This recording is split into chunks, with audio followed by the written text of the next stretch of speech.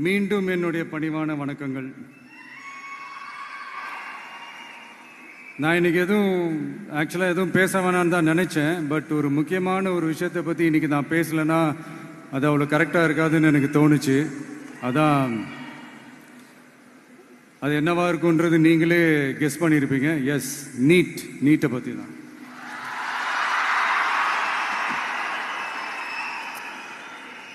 இந்த நீட்ன்றது பார்த்தீங்கன்னா நம்ம தமிழ்நாட்டில் இருக்கிற மாணவ மாணவிகள், குறிப்பாக கிராமப்புறத்தில் இருக்கிற ஏழை எளிய பிற்படுத்தப்பட்ட, மிகவும் பிற்படுத்தப்பட்ட மற்றும் தாழ்த்தப்பட்ட வகுப்பினை சேர்ந்த இந்த மாணவ மாணவிகள் எல்லாருமே ரொம்பவும் பாதிக்கப்படுறாங்கன்றது தான் ஒரு சத்தியமான ஒரு உண்மை.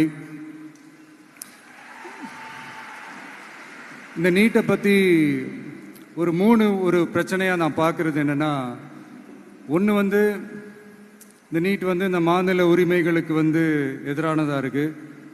நீங்கள் 1975க்கு முன்னாலே பார்த்தீங்கன்னா இந்த கல்வி மாநில பட்டியலில் தான் இருந்துச்சு. உங்க எல்லாருக்குமே தெரிஞ்ச ஒரு விஷயந்தான்.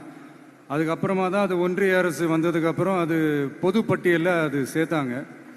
எனக்கு தெரிஞ்சு அதுதான் ஒரு முதல் பிரச்சனையாக ஒன்று ஸ்டார்ட் ஆச்சு. ரெண்டாவது பார்த்தீங்கன்னா, ஒரே நாடு, ஒரே பாடத்திட்டங்கள், ஒரே தேர்வு. இது பேசிக்காகவே அந்த கல்வி கற்கும் அந்த நோக்கத்திற்கே ஒரு எதிரான ஒரு விஷயமா நான் அதை பார்க்குறேன். ஒவ்வொரு மாநிலத்துக்கு ஏற்ற மாதிரி அந்த பாடத்திட்டங்கள் இருக்கணும். இது நான் மாநில உரிமைகளுக்காக மட்டுமே இதை நான் கேட்கல. நீங்கள் பார்த்தீங்கன்னா அந்த கல்வி முறையில் பல்வேறு கண்ணோட்டங்கள், பல்வேறு பார்வைகள், டிஃப்ரெண்ட் பெர்ஸ்பெக்டிவ்ஸ்னு ஒன்று சொல்லுவாங்க இல்லையா, அப்படி அதுக்கு ஒரு முக்கியத்துவம் கொடுக்குற ஒரு விஷயமா அது இருக்கணுன்றதான் என்னுடைய பார்வை. Diversity is a strength, it is not a weakness. பன்முகத்தன்மை அப்படிங்கிறது அது ஒரு பலமே தவிர பலவீனம்னு சொல்ல முடியாது. இதில் இன்னொரு முக்கியமான ஒரு விஷயம் என்னன்னா, மாநில மொழியில் படிச்சுட்டு, ஸ்டேட் சிலபஸில் படிச்சுட்டு, என்சிஇஆர்டி சிலபஸில் தேர்வு வச்சா அது எப்படிங்க? அதுவும் கிராமப்புறத்தில் இருக்கிற மாணவ மாணவிகள், அதுவும் அவங்களுடைய மருத்துவ படிப்புக்கு கொஞ்சம் யோசிச்சு பாருங்க, இது எவ்வளோ ஒரு கடினமான ஒரு விஷயம்னு. மூணாவது நான் பார்க்குற ஒரு பிரச்சனை என்னன்னா, இப்போ போன மே மாதம் 5ஆம் தேதி அந்த நீட் எக்ஸாம்லாம் நடந்துச்சு. அதில் சில குளறுபடிகள்லாம் நடந்ததா நம்ம நிறைய அந்த செய்திகள்லாம் பார்த்தோம், படித்தோம் இல்லையா. அதுக்கப்புறமே என்ன ஆயிடுச்சுன்னு பார்த்தீங்கன்னா, அந்த நீட் தேர்வுக்கு மேலே இருக்கிற அந்த நம்பகத்தன்மையை மக்கள் மத்தியில் சுத்தமாக போயிடுச்சு. இனிமேல் நாடு முழுக்க அந்த நீட் தேர்வே தேவையில்லை அப்படிங்கிறத இந்த செய்திகள் மூலிமா நாம் எல்லாருமே புரிஞ்சுக்கிட்ட ஒரு விஷயம். சரி, இதுக்கு என்னதான் தீர்வு அப்படின்னா, நீட்டு விலக்கு தான் இதுக்கு உடனடி தீர்வு. நீட்டு ரத்து கோரி தமிழக சட்டமன்றம் கொண்டு வந்திருக்கிற அந்த தீர்மானத்தை நான் மனப்பூர்வமாக வரவேற்கிறேன்.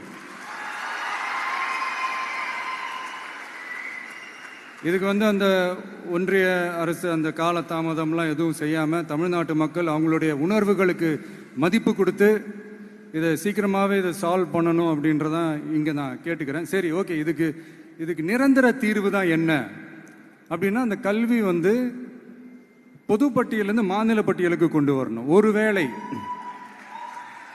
ஒருவேளை அதில் ஏதாவது சிக்கல்கள் இருக்கு அப்படின்னா ஒரு இடைக்கால தீர்வா இந்த இந்திய அரசியலமைப்பு சட்டத்தை திருத்தி ஒரு ஸ்பெஷல் கன்கரண்ட் லிஸ்ட், சிறப்பு பொது பட்டியல் அப்படின்னு ஒன்று உருவாக்கி அதில் கல்வி மற்றும் சுகாதாரத்தை அதில் சேர்க்கணும்.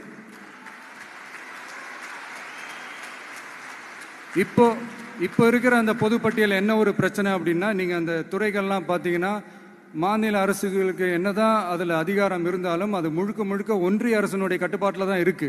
அதனால மாநில அரசுகளுக்கு அந்த முழு சுதந்திரத்தை அது தரப்பட வேண்டும் அப்படின்றதான் இங்கே என்னுடைய தாழ்மையான ஒரு வேண்டுகோள்.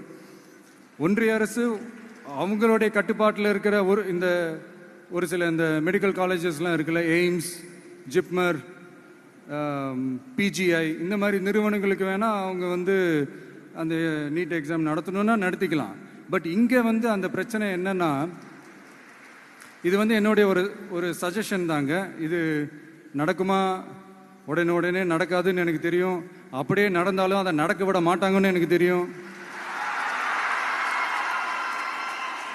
ஸோ அதனால் இந்த சந்தர்ப்பத்தில் என்னுடைய சஜஷனை உங்ககிட்ட அதை நான் பகிர்ந்துக்கணும்னு ஆசைப்பட்டேன். இதுதான் என்னுடைய தனிப்பட்ட ஒரு கருத்து நீட்டை பற்றி.